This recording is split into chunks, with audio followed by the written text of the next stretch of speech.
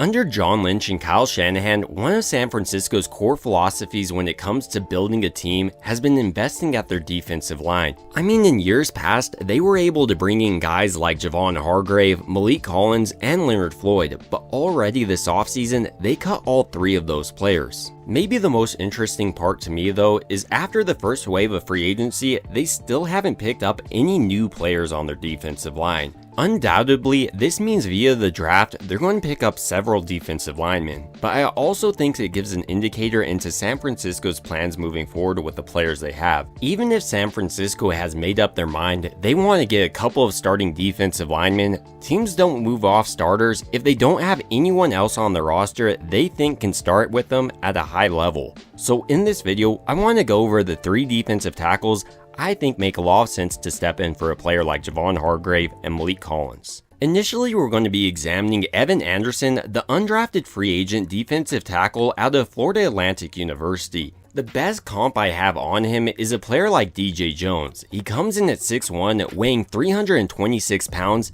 but impressively, his 10-yard split was 1.77 seconds.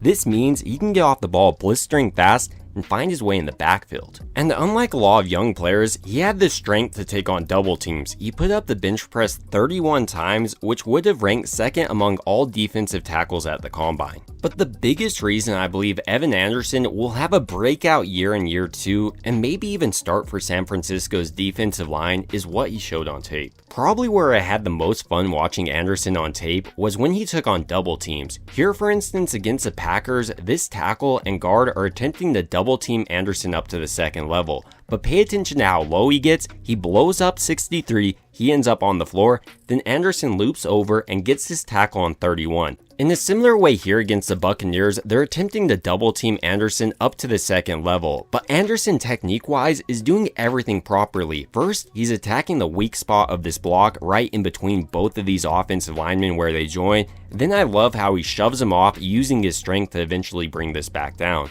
Once again here against the Bears, Anderson will be taking on the double team, and even with the blatant hands to the face, he's able to shed it, throw this offensive lineman to the floor, then he's just reading where this back is going, and because he's right there, the back has to bounce it outside, eventually leading this linebacker to tackle him. It's not just in double teams where Anderson's strength impresses though, he's also able just to blow up single offensive linemen. Here going against the Cardinals for instance, watch how quickly he gets off this ball, he's already in the backfield driving this offensive lineman back, sheds him, and then gets a tackle on this back. This not only shows off his strength, but his athleticism.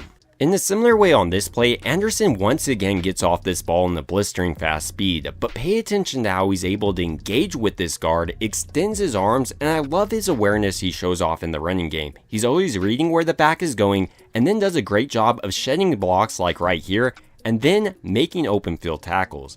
This is pretty great athleticism for an undrafted free agent.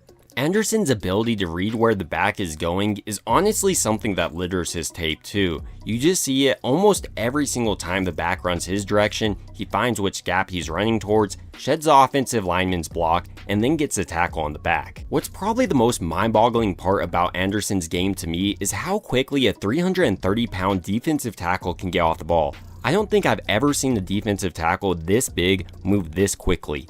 On this play against the Buccaneers for instance, pay attention to how quickly he steps across this offensive lineman's face, then comes through on a rip, and before you know it, he's already in the backfield. And this is all out of an undrafted free agent in his first year and a player that I think needs a little development in his technique, but still impressive nonetheless. To further highlight his athleticism, here going against the Bears, you can see once again that quick step across this offensive lineman's face, then he comes through with the swim move and even finds his way in the backfield. Anderson is so aware and athletic, he can even guard tight ends. Here going against the Buffalo Bills for instance, he quickly identifies his tight end breaking out on a route, so he covers him, takes away Josh Allen's first read, and even is able to run with him without giving up much ground. I mean, if a defensive back was covering a wide receiver like this, I would be impressed. Where I think he's going to improve most headed into year 2 is in his pass rush moves. He had a couple of nice ones during his rookie year, but I do think his technique can be improved by players like Nick Bosa and his coach Chris Kasarik. With that being said, my favorite pass rush move he pulled out routinely last year was this bull rush. You could just walk almost any guard back into the quarterback's lap, like here walking this guard into Jacoby Brissett's lap. But maybe his best pass rush move came here when he was able to identify Jacoby Brissett pulling it down, so he reached up with his hands, batted away, and forced a fumble and got the sack on one play. Moving forward, I only expect Evan Anderson to continue to grow as a player. And I believe San Francisco has a similar view of Anderson, and that's a big reason they tendered him after his breakout rookie campaign. Another defensive tackle that should play a vital role in San Francisco's defense this upcoming year is Jordan Elliott. He comes in at 27 and he's the most experienced defensive tackle they currently have on the roster, and he's 6'4", weighing 303 pounds. Where he's best and made his money in the league so far is against the run. He's so strong, he often can just throw offensive linemen to the floor. Here going against the Miami Dolphins, for instance, he takes advantage of this offensive lineman's momentum lunging towards him, throws him into the ground, and then finds his way into the backfield making this tackle. To really highlight how strong Elliott is, on this play going against the Chiefs, watch how he's able to walk this guard into the backfield using a bull rush, then he identifies where the back is going, and with one hand to start, he's able to start bringing this back down, wraps him up, and causes a loss on this play. It probably comes as no surprise that Elliott, like Anderson, does a great job of taking on double teams. Here, for instance, he throws this guard into the floor and even makes a tackle on this back for no gain on this play. Elliott's ability to shed double teams also extends to his pass rush. Here going against the Cardinals, for instance, he sheds both of these men even with the hold on this play and gets the hit on Kyler Murray, causing the incompletion. And when you look at his first step, it's a perfect fit for San Francisco's defense. He often is able to find his way into the backfield to either blow up a running back or put pressure on a quarterback.